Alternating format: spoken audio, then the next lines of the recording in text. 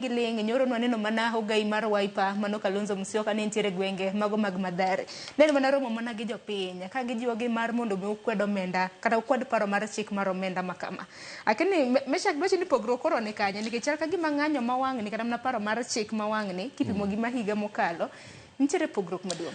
Pogruok duong' Sharon en nyoan Mathare gi ogai mar Azimio.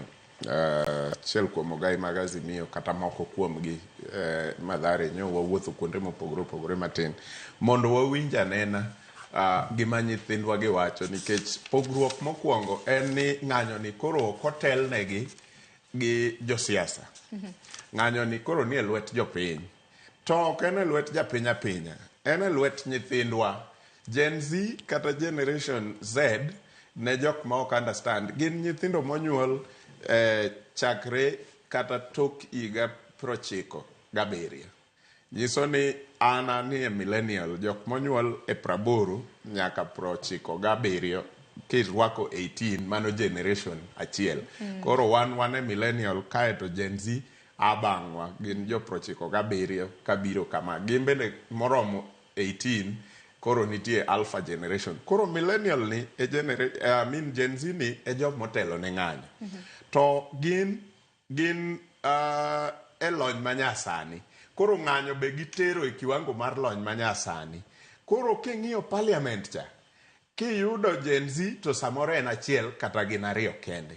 Koro parliament cha kata jomo ochung'nwa e od bura kacha ok understand ni gini orie kanye. Koro moko kuomgi obedo gi luoro nikech gidonje lony manyasani.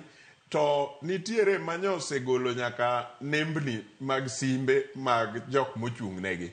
Kendo koro gioro messages kata barupe mag mbui ka giwacho ni mae kak wadware kendo gichiko gimoro amora madhi timore mbele ka kura midhi goni.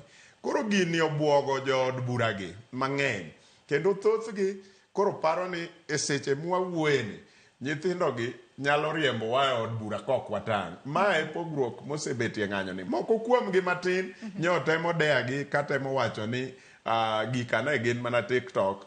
To giluwo bang'e gi messages mang'eny kendo gioro ne messages mang'eny. Mana achiel kuom jood bura kaunti ma Nairobi. Achiel kuom jood bura mawacho ni ibro neno ka pogruok mwadwaro nyaka timre.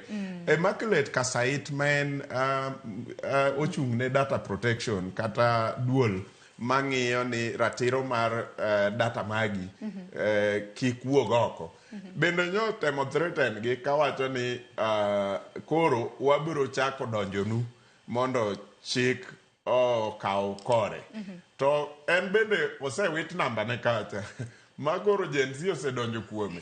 Koro mae pogruok mane ng'anyo ni. Ng'anyo ni onge kidi, ng'anyo ni onge gimoro amora. Jok madwa ni mondo ng'anyo ni ochal gi ng'anyo mamoko koro en sirikal ma kawo tear gas gi water cannons to dhi puko kuom nyithindo gi pie street. Ka nyithindo gi ng'anyo gima giting'e ng'anyo ni en iPhone kende. Gin gima giting'o en simbe mag picha maber. Ma kanya neno ka jaod bura ma Dagoretti South John Kiarie temo wacho ni ng'anyo ne fake. To Gen Z kata jopiny penjore apenja ni kare manyo polis bende oko nyaka lwete owuon gi tiagas cha. Nyeo macha fake nikech kichung'e od bura tiwacho ni macha ne fake ng'anyo cha ne. Wacho ni mago tipo masani. Ok gin masani.